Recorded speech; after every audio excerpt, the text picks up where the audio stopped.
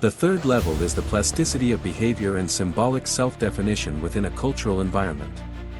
When someone steps into a gallery filled with architectural fragments of Florence, Rome, Venice, they don't just face a painting, they encounter a system of coordinates. It's a gentle form of civilizational pressure. It doesn't force, but it demands a response. Thank you. And in that moment, it becomes clear how they carry themselves, how they move, how they claim space, how they hold their presence. This isn't about manners in a mundane sense. It's about reputational behavior, the ability to integrate into an environment without disrupting it, yet without dissolving into it. A person who can be precise, confident, attentive, surrounded by the silent grandeur of architecture, will likely bring those same qualities to negotiations, leadership, or representation. But someone who rushes, schemes the surface, or lets their focus slip will reveal those same patterns in business. An exhibition is like a neutral stage, it doesn't demand, but it tests. And when the works are large, logically composed, dense with meaning, like my architectural plans, they become a powerful trigger for behavior. Behavior, after all, is reputational currency. So, in a room full of paintings, it's not about contemplation. It's about diagnosis. And, more crucially, it's about the possibility of transformation. Because spaces like these, where the environment speaks louder than words, spark those subtle shifts in thinking that later prove decisive in other contexts: business, personal, strategic. What happens to a person inside a gallery of paintings? We often think art is about taste, curiosity, or cultural refinement, that an exhibition is a space for passive observation. You walk in, look, and form an opinion. But in reality, an exhibition is a powerful projective test, where the paintings don't speak about themselves, you speak about yourself. The first thing that emerges is your stance toward the environment. You step into a space filled with grand images of cities, where the core principles of Western civilization took shape, and instantly face a choice: engage with the context or push back. Some immediately find a point of respect, entering a dialogue with architectural logic, history, names, and scale. Others, though, react with arrogance: what's so special here? This is outdated. I could have done this myself. Or they retreat into silent detachment. These are all indicators, signals that surface in negotiations, teamwork, or strategic projects. Your behavior in the gallery mirrors how you navigate a complex, meaning-rich environment without external pressure. It perfectly reveals how you respond to ambiguous signals, cultural hierarchies, and spaces where the goal isn't to win but to hear and listen. Free from the weight of responsibility, you show who you truly are. And finally, the third marker is behavior in space. Strategists don't make noise. They move through an exhibition the way they would an unfamiliar city, attentively, with respect for the place's logic, without haste, with a clear sense of direction. They don't fling opinions around. Instead, they observe, listen, study, conducting an instant analysis of the situation through every available channel of perception, breathing in the rhythm of the room. Because they know, in any complex system, you must first attune yourself to truly understand. Only then can you make decisions. The paintings I present are a test of this very attunement and understanding. They don't demand knowledge of architecture, but they require the ability to endure the complexity of another's thinking. To observe, uncover, explore, and extract the non-obvious from the unclear. To embrace scale. And here, it becomes clear who stands before you: someone capable of thinking in long cycles, who instinctively seeks, finds, and feels the weight and consequences of decisions. Or someone chasing quick results, an emotional reaction, or just another chance to show off. No surveys are needed. Just stand in the room and watch. Because a painting depicting the urban structure of Milan Center isn't just an object. It's a mirror. In it, every visitor sees not only the city but themselves, revealed as they would be in a grand project. And this, perhaps, is the exhibition's most vital role: it doesn't just display. It diagnoses. Without tests. Without noise. Without words. By sheer reality. The second point is about reading context, a vital skill for any strategist. It's not about inventing something from scratch but understanding the field you're in, its rules, and the logic embedded before you. My paintings do exactly that. They depict cities as intricate constructs, shaped by centuries. These aren't artistic fantasies, they're blueprints tested by the harshest realities of life, weaving together everything from engineering to ritual. Someone who can read such constructs doesn't need micromanagement. They grasp the rules through structure. They don't invent meaning, they uncover it. This means they can work within an existing system, amplifying, refining, evolving it. Meanwhile, a dreamer tries to impose their idea on a city, blind to the fact that any clash with its historical code will destroy both the idea and its author. This is the second key marker, the ability not just to see structure but to align yourself with it. You see it in the questions people ask at an exhibition. Do they inquire about the time of construction or its context? Do they notice the interplay between architectural elements and their social, economic, or political roles? Or is their only question, why was it painted like that?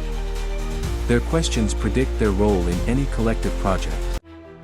How do you tell a strategist from a dreamer? At first glance, all exhibition visitors seem alike. They stroll slowly through the hall, pause, study the works, read the labels. But linger near them a moment longer, and you'll notice a chasm between what they do and how they do it. Some glance at a painting and immediately hunt for the price tag or material. Others read the label and ask a shallow question, is that a temple? But then there's the one who freezes, slipping into a long, inward pause, as if their focus isn't on the image but on something stirring in their mind. Unlike the first two, this person doesn't see a mere picture but a system of coordinates. A painting of Florence's city center isn't just streets and a dome. It's a blueprint for controlling space, time, crowd behavior, perception, even historical memory, laid down by an ancient architect. Those fixated on beauty or price will approach any project the same way, quickly, superficially, task to task. But those who unravel the logic, where's the entrance, the exit, why this design, how it shapes people's lives, are likely to act the same in life. And here we reach the first key insight, the quality of one's interpretation of an artistic image is a hidden marker of their cognitive model. Some seek answers. Others know how to wrestle with questions. And in that difference lies everything. Finally, the third shared quality is the ability to maintain reputational poise in an environment dense with meaning. An exhibition, especially one of the caliber showcasing grand architectural drawings of Italian cities, is not merely a visual experience, it's a cultural trial. The moment someone steps into the hall, they reveal whether they can command themselves. How they move, where they look, what they respond to, and how deeply they grasp the significance of what's before them. This isn't about aesthetic pleasure, it's about self-discipline. Here, as in a negotiation room, there's no room for randomness. You must be clear without speaking, adept at reading subtle signals, and capable of taking the right stance, not through dominance, but through precision and versatility in interpreting the moment. An exhibition is a training ground for reputational posture. It reveals how someone navigates an intellectual space where direct questions are absent, yet cultural meaning is thick. If you can hold your own in this space, composed, perceptive, attuned, you can handle complex communication. After all, a painting, like a high-stakes conversation, isn't an object but a field of endless possibilities. You can't conquer it, but you can align with it. In this way, exhibitions and negotiations are two expressions of the same skill, being legible yet perceptive, and crafting your own strategy. The second skill that shines in an exhibition space is navigating multilayered meaning. Negotiations are rarely linear. Words conceal contexts, goals mask strategies, and phrases carry intonations and cultural echoes. In this way, an exhibit of urban imagery, steeped in historical and engineering roots, serves as a powerful tool for decoding complex information. Here, no object speaks directly, each communicates through an intricate web of references, to an era, its creator, its impact on countless lives or visions of the future. A sharp-eyed viewer at such an exhibit learns not just to look but to read the space. They begin to ask, why this square?